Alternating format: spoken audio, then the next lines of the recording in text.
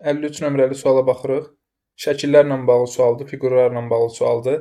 Həmişə deyirəm ki, fiqurlarla bağlı sualda fiqurların biz bucaqlarını görsək də, tərəflərin sayını, bucaqlarının sayını şifahi baxanda görsək də, qeyd eləmək daha yaxşıdır ki, o bizim işimizə yarayır. O rəqəmlər hamısı şifahi təsəvvür etmək olmur, amma yazanda əlaqəni qurmaq olur.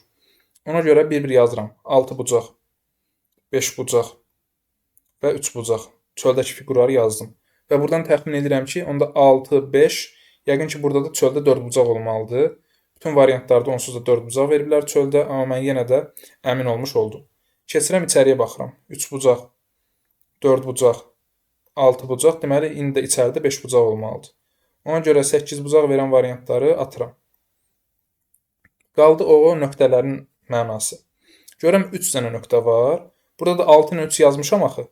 O dəqiqə görürəm ki, 6-dan 3 çıxanda 3 eləyir. Deməli, ona görə 3 dənə nöqtə var. Burada da 5-dən 4 çıxanda 1 eləyir, ona görə 1 dənə nöqtə var. İndi biz də 4 ilə 5-i bir-birindən çıxacağıq, 1 eləyəcək. Amma hələ ki qalsın. Burada da 6-dan 3 çıxıblar, 3 eləyibdir.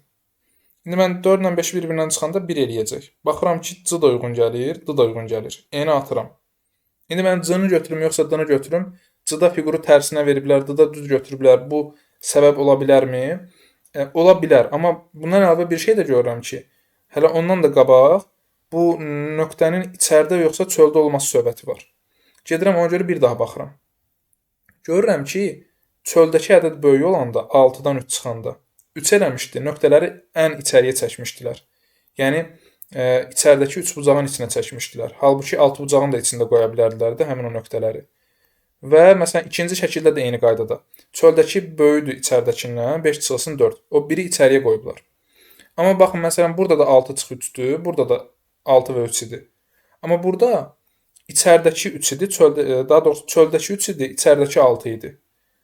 Bu dəfə isə belə olanda həmin o 3 dənə nöqtəni ən içəriyə qoymayıblar, bura qoyublar. Deməli çöldəki daha kiçik olanda nöqtə çölə qoyulur. Yəni ən ortaya qoyulmur. Burada 4-dən 5 çıxmışıq. Yəni çöldəki kiçik idi. Ona görə nöqtəni ən içəriyə qoymaq yox, çölə qoymaq lazımdır. O baxımdan C da gedir. Biz D variantını götürürük. Baxın məsələn burada da 5-dən 4 çıxıblar. Çöldəki daha böyükdür də. 1 eləyir, o biri içəri çəkiblər. O baxımdan yəni fiqurun tərs və ya düz dayanmasından da öncə o nöqtəyə əsasən biz D variantını doğru variant olaraq götürürük.